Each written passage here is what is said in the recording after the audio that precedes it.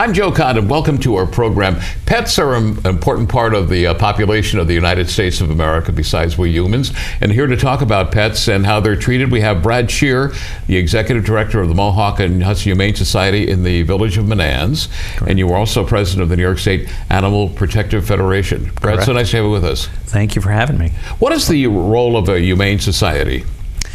Well, I think generally, obviously people think of us as an organization that is here to protect pets. But for us, we really want to strengthen the human-animal bond. There is something special about that connection between a person and an animal, and we want to have that be as strong as possible. And we think it's a benefit not only to the animal, but also to the people. It has a very positive impact on our society when we have strong relationships with animals, and there's some research about kids especially having stronger empathy scores when they have good relationships with animals. So our role is really both animal protection, but also trying to bring people and animals together to improve and impact our society as a whole. What is the New York State Animal Protective Federation? So the Federation is an association of animal shelters and animal welfare organizations from across New York State, primarily animal shelters, but also spay and neuter clinics and other organizations that help animals.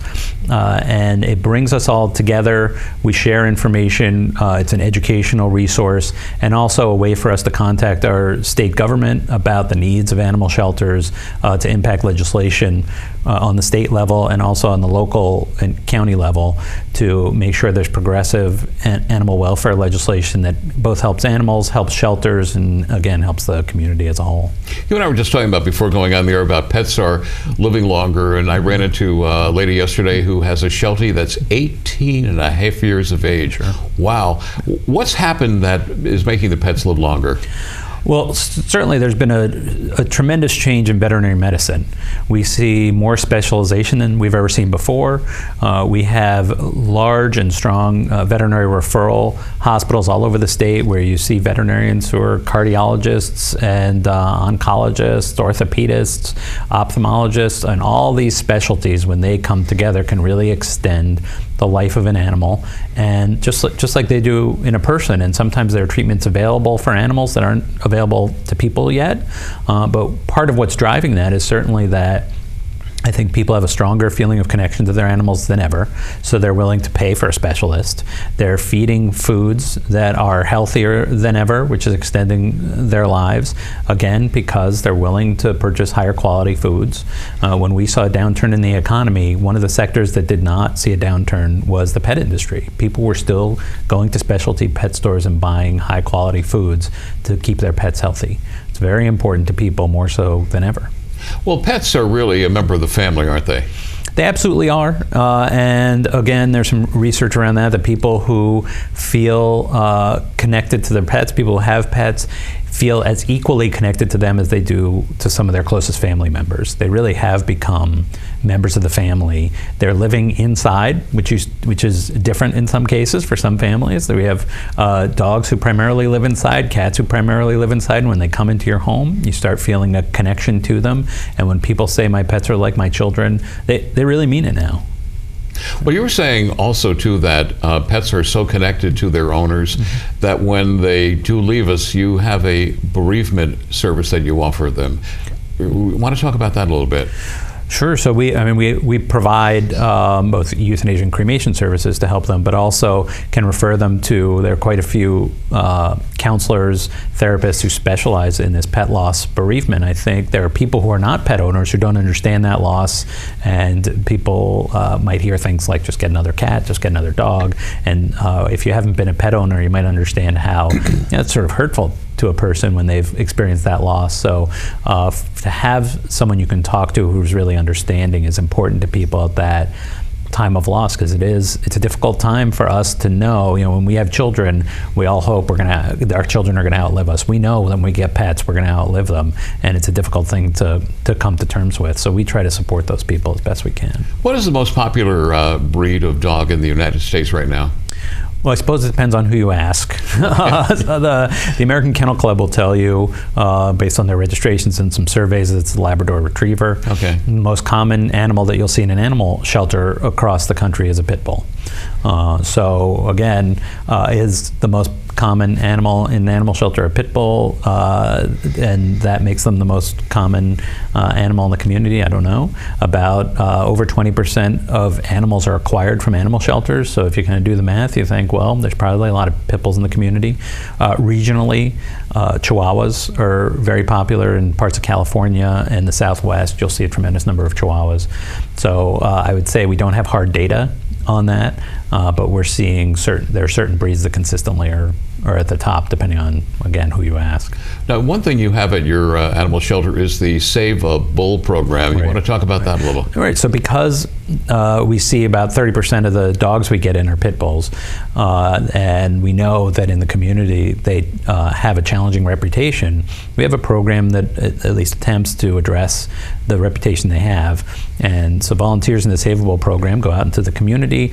They educate people about pit bulls and what great dogs they can be, and we help to pay for pit bulls in the community to go to dog training classes. Some of those dogs have become therapy dogs, so we're bringing pit bulls into schools, into libraries, to where kids can read with the dogs and get familiar with them.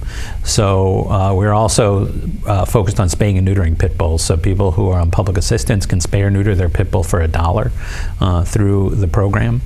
And the idea of the training and the therapy dogs is that I think the best way to change people's attitudes towards these dogs is for them to actually meet one that challenges their preconceived notions.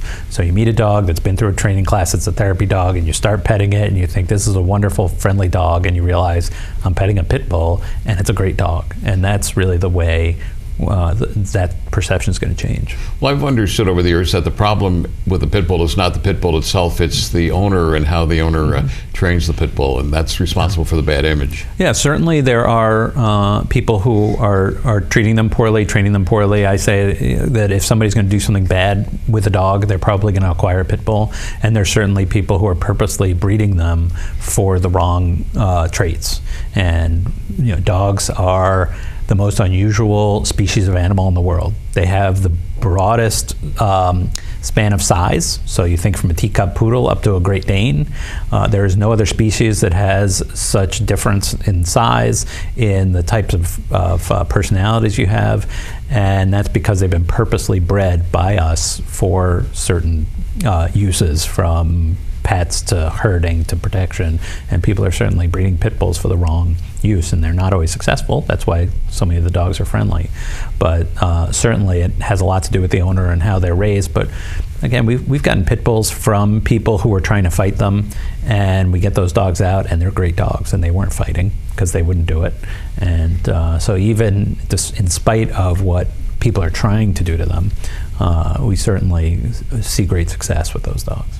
One of the things that surprises me about pets is they have a vocabulary. Like at home, we'll use the word ride. In fact, we have to watch out on certain words right now, or food or drink, and it causes an instant reaction. They're really, pets are smart. Well, keep in mind, especially with dogs, we have been living with them for over 10,000 years. They have been living in our homes. There's some research that suggests that dogs are the only species that innately understand what we mean when we point at something. Even chimps and apes that are closer to us in terms of species have to be taught what it means when I point and they look. Dogs, at least some, seem to innately understand that. So we evolved together as a species, as two species, both humans and dogs. We are connected. We helped each other hunt. We helped each other protect each other from the Stone Age, and we evolved together. So it's not surprising that they would understand language. They would understand they would understand what it means when you pick up the leash. Right, that's the first thing.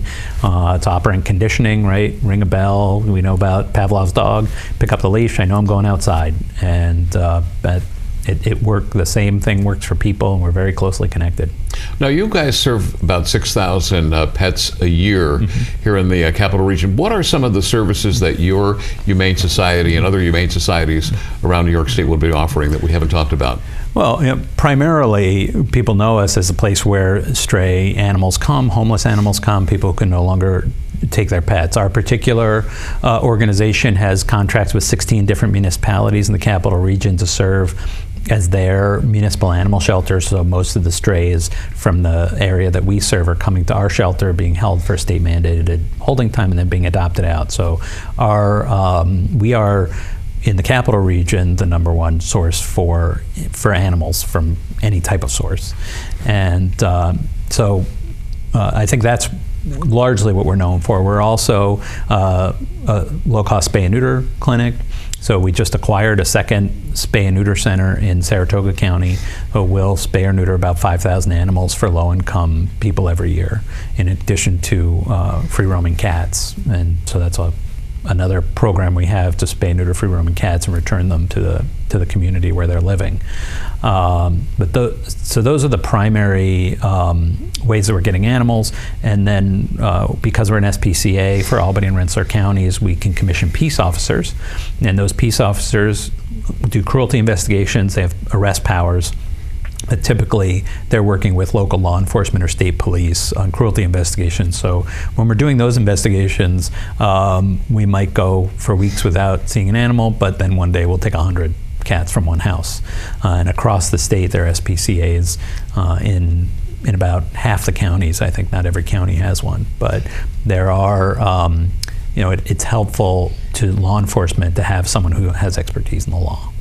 What's astounding to me, there's the one in North Albany about a year ago where some dogs were tied to railroad tracks. Mm-hmm. And then recently up in the Lake George area, there was someone who set their dog on fire. Mm-hmm. What kind of people are these people? No.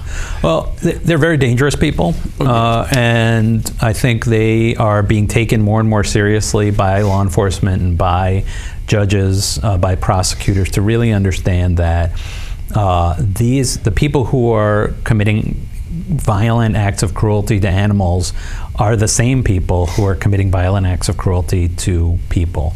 There's no difference between them. What these people are doing are finding the most convenient, easiest victim for them to harm. Vulnerable. Right, and one day they could be a puppy, one day they could be a child, one day they could be a spouse. It doesn't really matter to these people which one it is. There used to be this idea that there was a progression. You start with the kitten, and then you hurt kids, and then you hurt an adult. The truth is now that the more recent research is telling us that they're all the same. What they're starting with is whatever is easiest for them, and when they're younger, the easiest thing is usually animals. But if they could hurt another kid, they could. So the kids who are bullies and hurting other kids, probably hurting animals too. And taking that group of people out of our communities keeps us safer. So it's very important for law enforcement, for prosecutors and judges to take those kinds of crimes very seriously, because these are the same people who are going to hurt others. In Albany County, the district attorney has an animal cruelty task force that is experts they bring together in several different fields, including our organization, to give them advice on cases and to help promote the understanding of animal cruelty to law enforcement officers. Now, in that particular case, animal cruelty cases in Albany County are prosecuted within the Special Victims Unit. So special victims traditionally are children, elderly, domestic violence victims. In Albany County, animals have been added to that list. And what they're finding is the perpetrators in all those other areas are also the ones being investigated for animal cruelty. So it started, the district attorney started doing it. The attorneys within the unit realized, wow, we're seeing the same people. The same people are committing domestic violence, who are hurting kids, who are hurting the elderly. There's an animal cruelty component to those cases, so it makes sense for them all to be prosecuted together. Somebody mentioned Tedisco, responsible for Buster's Law, has been really in the forefront of protecting animals. Has his hard work made a difference? Well, absolutely. The fact that we have, so Buster's Law is a felony level cruelty law. So there was a cruelty law in the books for probably 100 years that was a misdemeanor, and then misdemeanor, the penalty is fairly minor. So Buster's Law created a felony level cruelty charge that could be brought.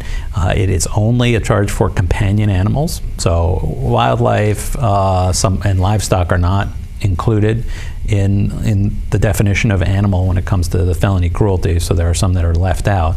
But it makes a tremendous difference, especially for prosecutors and judges who want to charge these people with something more serious, who want to keep them in jail longer, who want to keep them on probation longer, and it's another tool for us and for them